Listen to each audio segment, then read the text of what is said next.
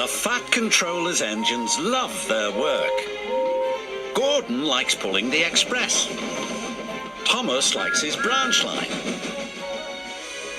And Percy likes taking the mail. But none of them likes being a middle engine.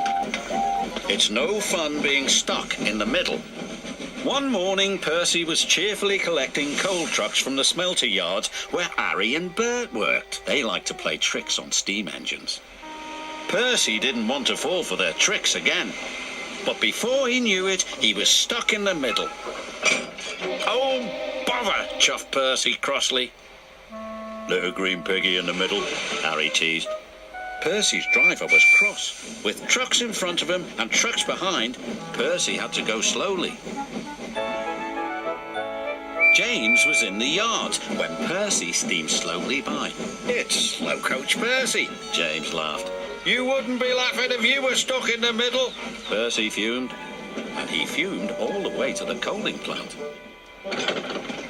One by one, he shunted his trucks onto the tipper's loading ramp, and the coal was unloaded. Percy was not allowed to cross the loading ramp until the tipper had been turned off. It was against the rules.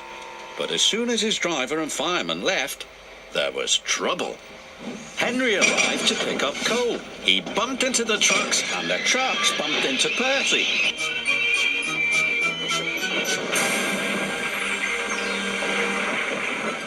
The manager was very cross. "You have caused confusion and delay," he said. "I'll have to report this to the Fat Controller." That night, the Fat Controller spoke severely to Percy. "I'm very disappointed in you, Percy," he said.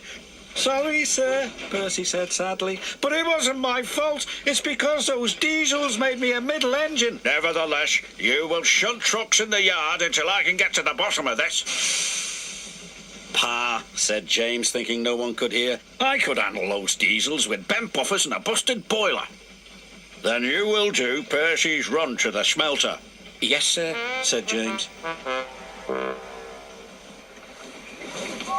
The next day, James arrived at the smelter. He was determined not to be tricked by Harry and Bert. "Hello, James," oozed Harry. "Can't I learn a thing or two from those who know?" "Just get my trucks ready and stay out of my way," puffed James importantly. "Yes, sir," Bert chimed greasily. James cheerfully backed up to his trucks. He was certain he had fooled Harry and Bert, but he was wrong. "Little red piggy in the middle," chortled Harry.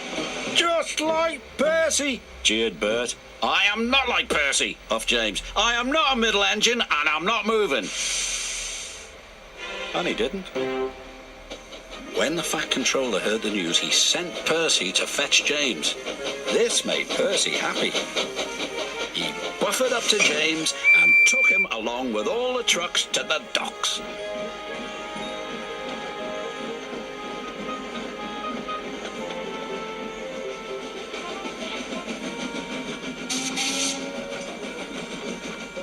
"Right on time," said the manager.